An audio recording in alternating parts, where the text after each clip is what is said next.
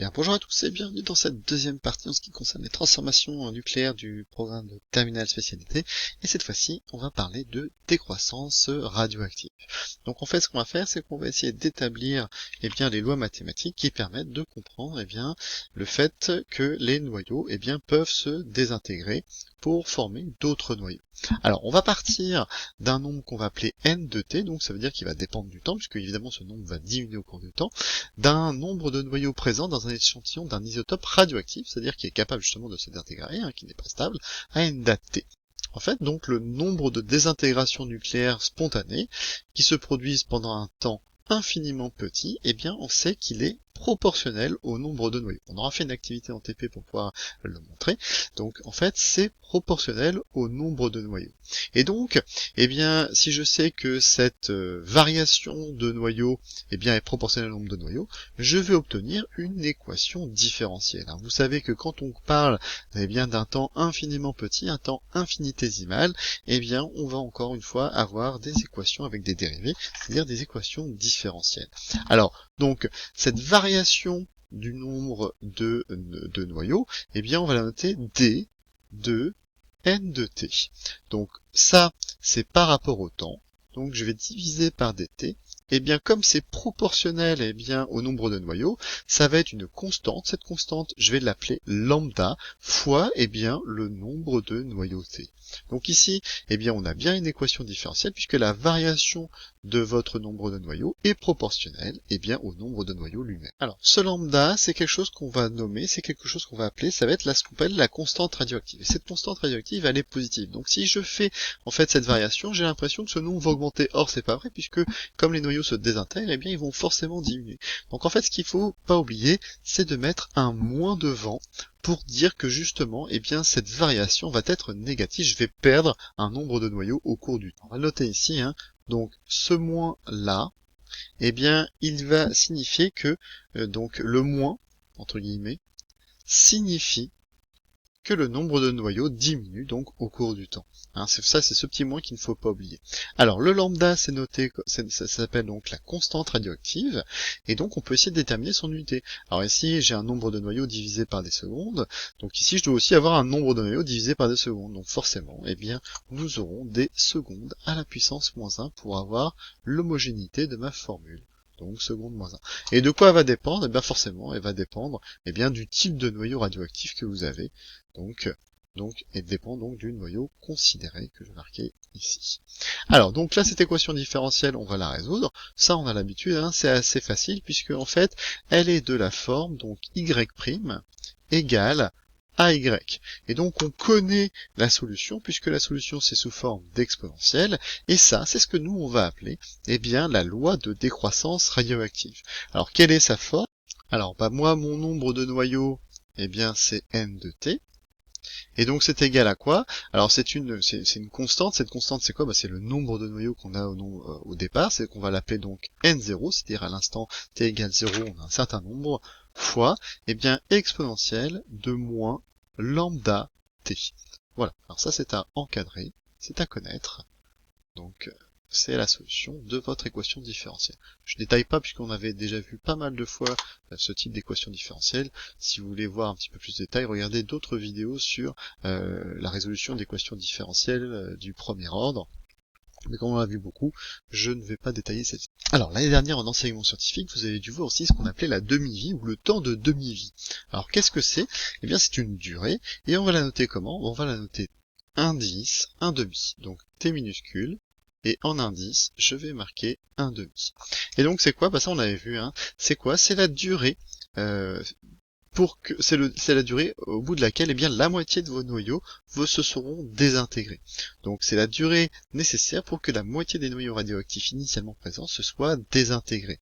Alors donc, par définition, on peut noter que mon nombre de noyaux pas un instant t, mais à l'instant t 1/2, forcément, c'est la moitié de ce que j'avais au départ. Au départ, j'avais n0, donc je vais le diviser par 2.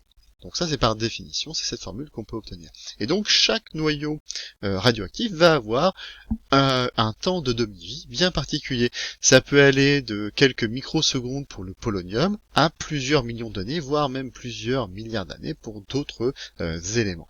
Donc les plus rapides, ce sont ceux-ci. Alors par contre, ceux qui sont très rapides, ce sont ceux qui sont les plus dangereux, puisqu'ils vont se désintégrer très rapidement. Donc comme le polonium, le radon. Et donc vous, ce que vous devez savoir faire, c'est par exemple, déterminer la demi-vie d'un noyau radioactif, par exemple, à partir d'une courbe de décroissance. Alors ici, on voit bien que ici, et si je représente le nombre de noyaux en fonction du temps, on a bien ici une exponentielle décroissante. Et comment est-ce que je fais pour avoir la demi-vie? Alors ça, vous avez déjà dû voir l'année dernière. Donc en fait, au départ, j'ai mon nombre ici de départ qui c'est n0, je le lis directement sur la courbe. Et donc au bout, si je prends ce segment ici, que je le divise en deux, donc je compte le nombre de carreaux, je divise en deux, je vais tomber sur la valeur donc de n0 sur 2, et dans ce cas-là, la durée correspondante à ce nombre de noyaux, ça c'est ce que donc on va appeler la demi-vie, c'est-à-dire t 1/2 à cet endroit-là. Alors je peux prendre cette forme-là sur n'importe quelle partie de la courbe. Si je redivise ça encore ici, la durée qui va s'écouler, ça va être la même. Alors ici, si je redivise cette partie-là, donc je vais avoir n0 sur 4 à cet endroit-là, la durée correspondante, ça va être 2 fois la demi-vie. Donc je vais marquer 2 fois t 1/2 ici, et ainsi de suite, pour avoir donc votre décroissance radioactive. Ça, c'est la première possibilité pour avoir le temps de demi-vie. Deuxième possibilité, on peut le faire par calcul. Si on connaît la constante radioactive, on peut la déterminer. Alors donc, on peut calculer la demi-vie à partir aussi de la constante radioactive. Pour cela, on va partir de la loi de décroissance radioactive qu'on avait notée. Alors je vous le rappelle, donc on a n de t qui est égal à n0 exponentielle de moins lambda t, et puis donc je vais tout simplement appliquer à cette fonction la durée de la demi-vie. Donc par contre à t égale t 1/2, on a quoi? N de t 1/2 égale n0 fois exponentielle de moins lambda t 1/2.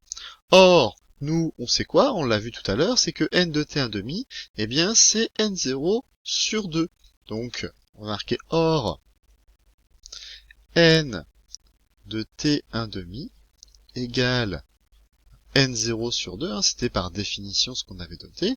Donc, j'ai n0 sur 2 qui est égal à n0 exponentielle de moins lambda t 1/2. Je m'aperçois ici que je vais pouvoir simplifier mes n0, je vais les enlever. Donc, je peux les enlever. Ce qui va 1/2 égale exponentielle de moins lambda t. Et donc, 1/2, je peux 1/2. Et donc là maintenant, il faut que j'arrive à extraire ce 1/2 ici. Alors il faut passer par la fonction inverse de l'exponentielle, c'est-à-dire la fonction logarithme népérien. Donc ce que je vais faire ici, c'est que je vais faire ln de cette chose-là égale ln de cette chose-là. Donc on peut le noter. Donc alors comment je vais noter ça? Donc ln de 1/2, c'est moins ln de 2, égale, donc ln de exponentielle, ça va s'en aller, donc ça fait moins lambda fois t 1/2, et donc maintenant je peux extraire mon t 1/2, t 1/2, c'est donc égal à ln de 2 sur lambda. Et donc là, si je connais donc ma constante radioactive, je peux connaître ma durée de demi-vie.